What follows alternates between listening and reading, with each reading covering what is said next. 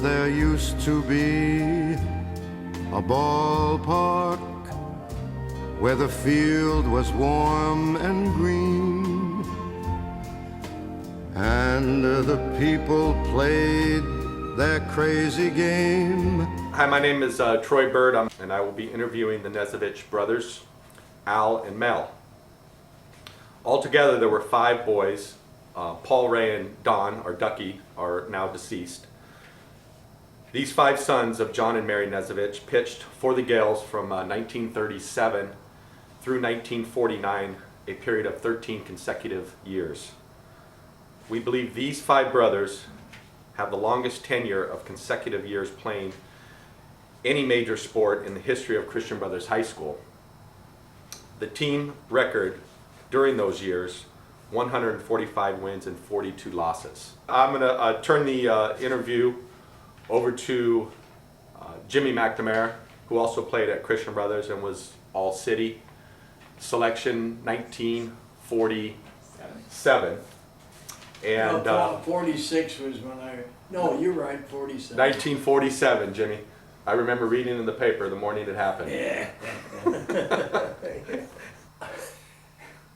I want to thank both Al and Mel for coming here in this cold weather, and I just want to say these 2 guys are living legends. I mean, their Wow. family, 5 of them went through 13 years, and like Marco Smallwood said in the news article, a guy said, when will this Knezovich guy ever graduate? He's beaten all the teams in the city, and he must be there a dozen years. And of course, they didn't know Al and Mel also had 3 brothers. So you guys, really, Tom Brokaw said, and I say it, you guys are part of the greatest generation, the Knezovich brothers.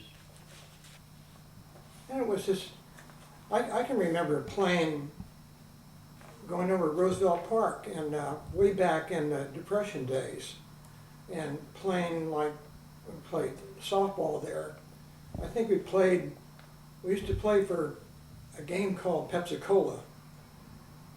You'd get 2 teams, and each team would have to match the other. The losing team would have to buy the other guys a Pepsi-Cola, which was 5 cents.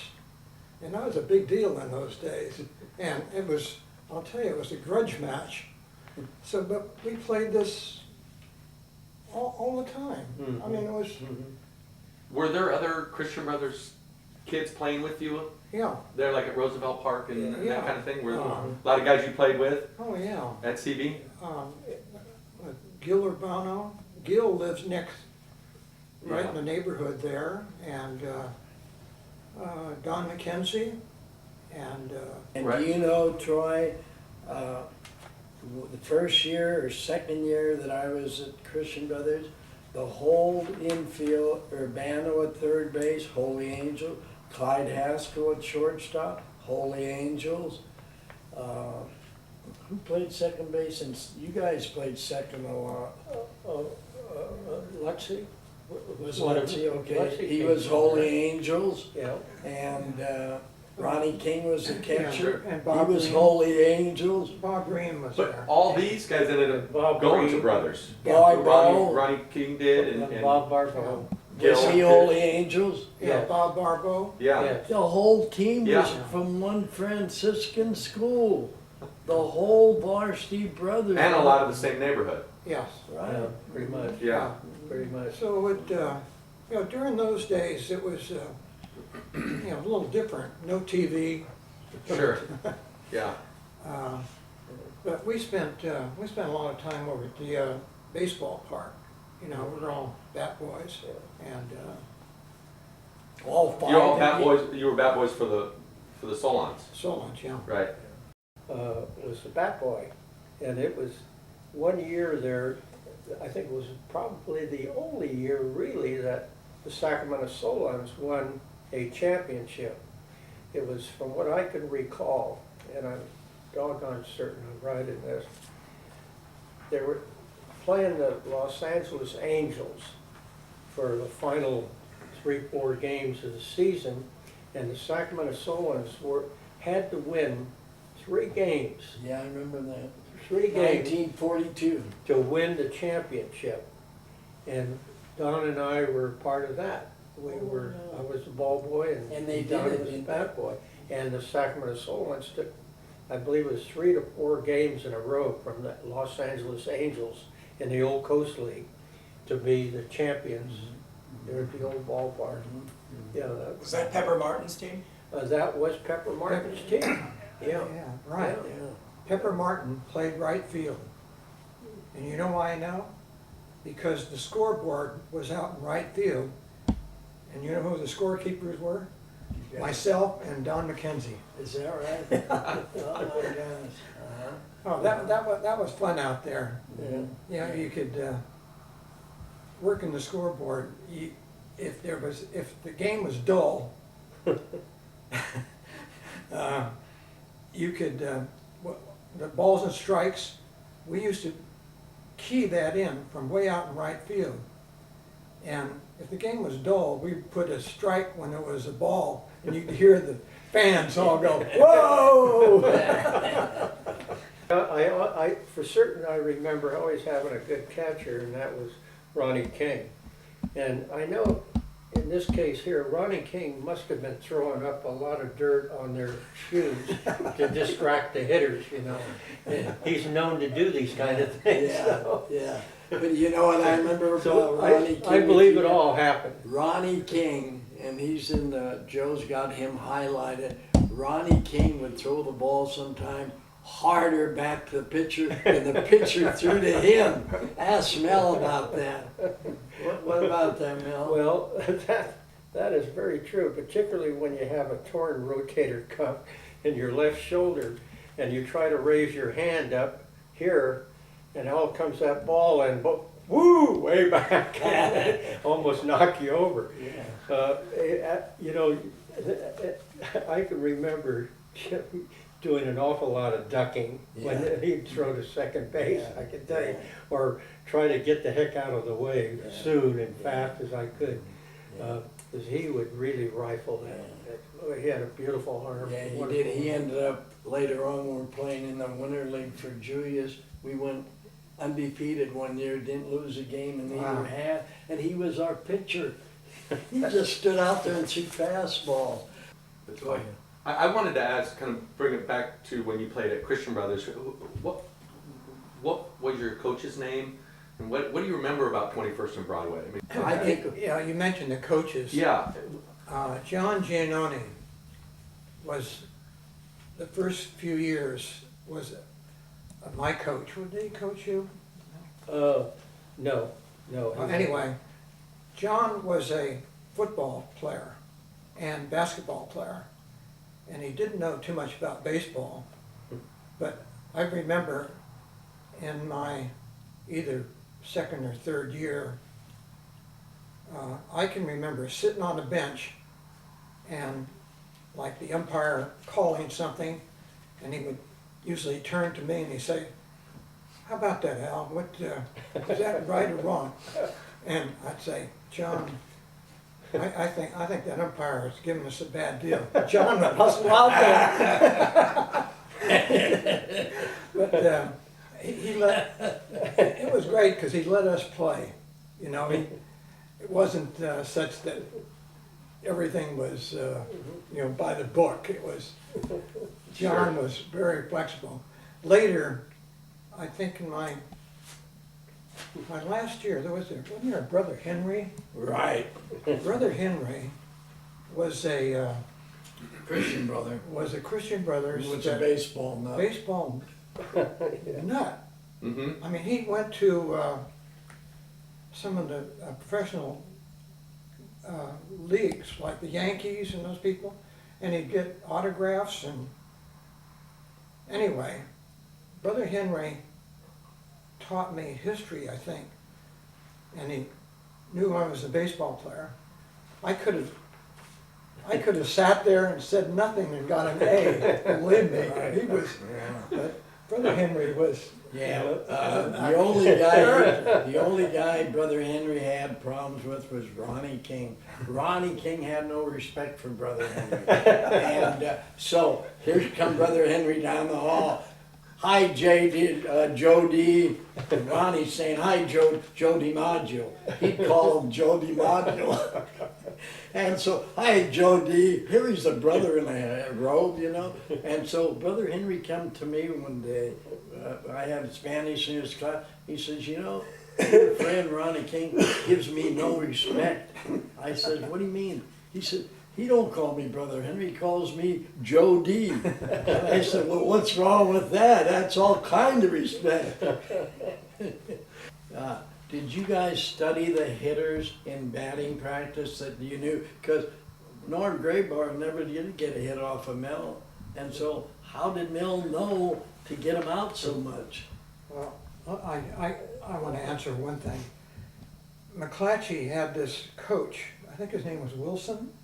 Was there a coach, Wilson? Yeah, there was. McClatchy? Anyway, Wilson instructed his players on to get up to the bat and take the first pitch. Just take it. I knew that. And when I was pitching against McClatchy, all I had to do was just groove the ball down. It was a strike the first time. I didn't throw the ball hard, but I could throw the ball over the plate.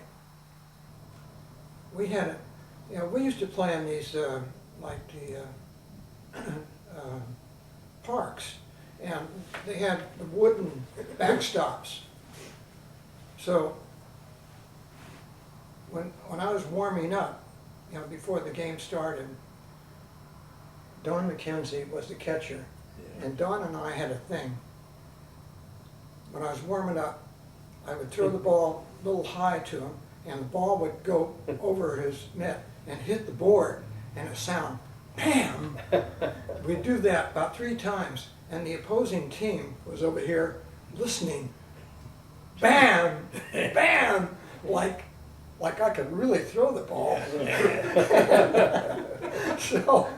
So the first couple batters that got up, I had no problem with them at all. They were scared to even You were in their swing at head. the ball.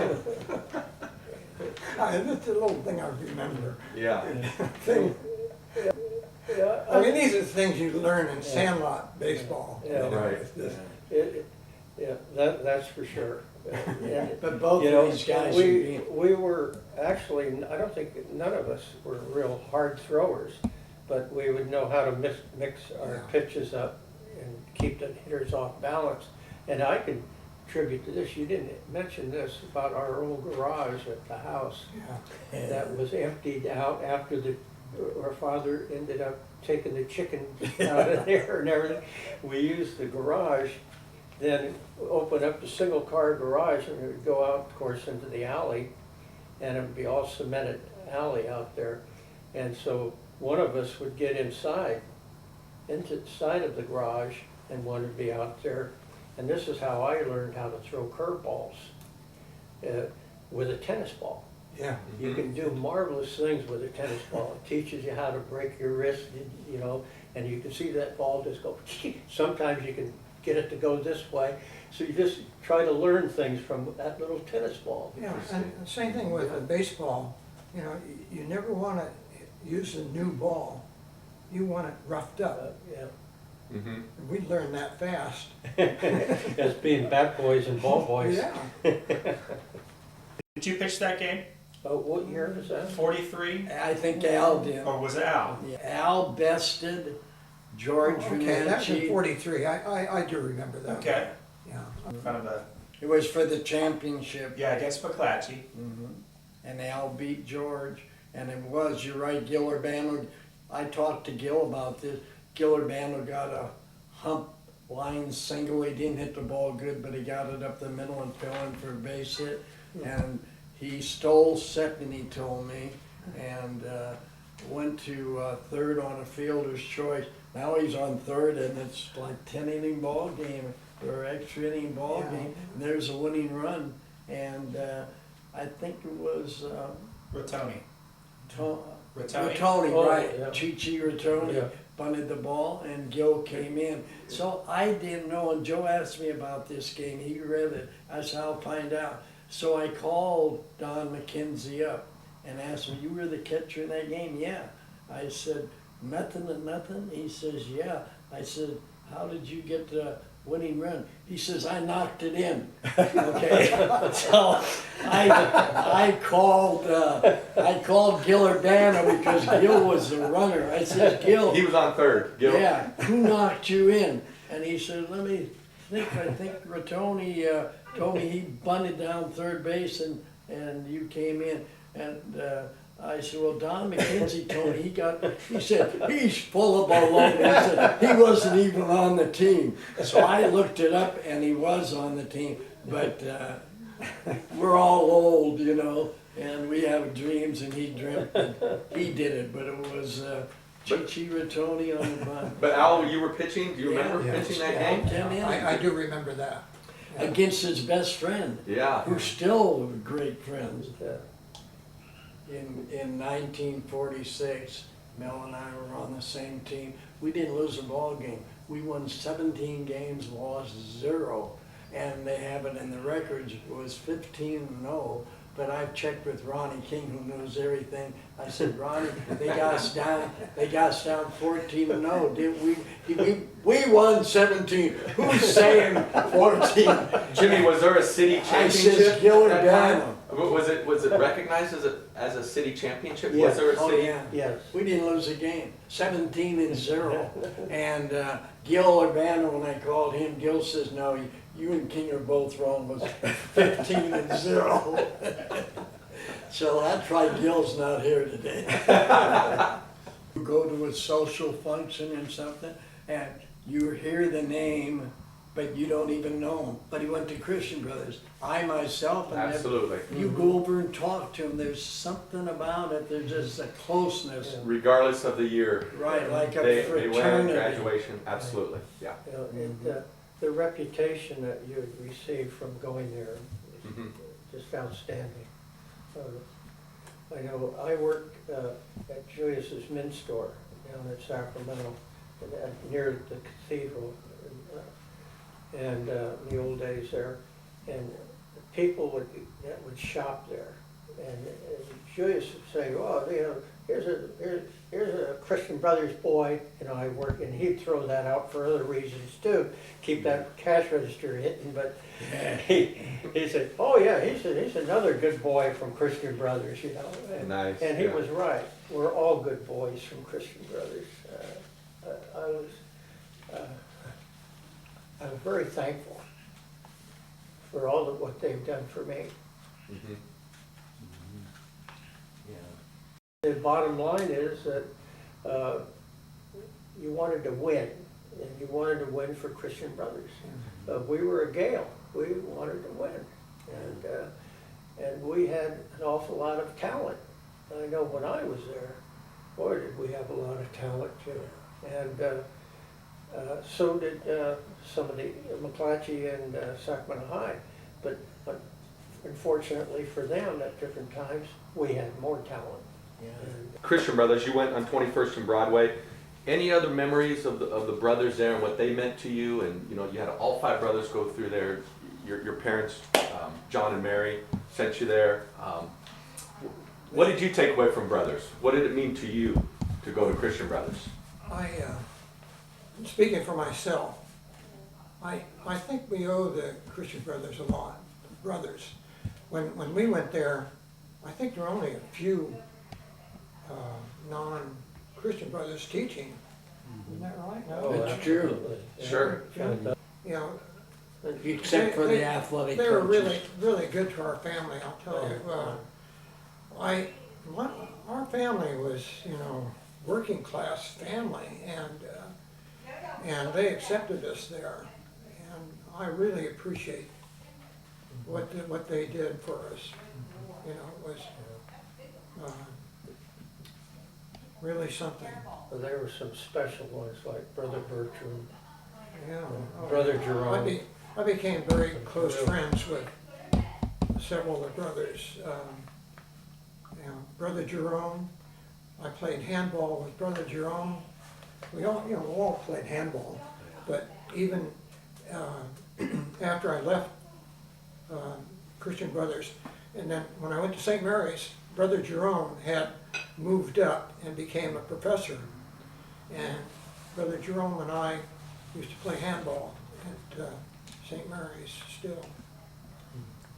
And we became very close. Yeah, Brother Jerome was another reason why I went to St. Mary's. Was he? Yeah. Yeah, well, when I started Christian Brothers, I had no idea of going on to college. You know, back then, going to college was, above, normal education. Well, I got into Christian Brothers and started classes, and then all of a sudden, Brother Jerome and Brother Bertram said, you should go on to college. Well, I didn't have the classes. Brother Jerome gave me a special class in mathematics, so I have enough classes to get into university. He gave me personal classes, so I owe them a lot. I really do. Really, Yeah. really. And the other thing, not only the Christian Brothers, but the students, your fellow student, your friends. Over the years, I mean, there were probably, 350 maybe or so students when we were there. Right. And you felt like you knew all of them. Yeah. And, Oh, yeah. and they were all part of your family. But also, you knew all the students. Yeah, I think I knew half the student body. Yeah. To walk down the street and say hello to, or whatever. It was a very close community. I don't know how it is now. When you guys went through, it was Still a close community. Still, absolutely. Yeah.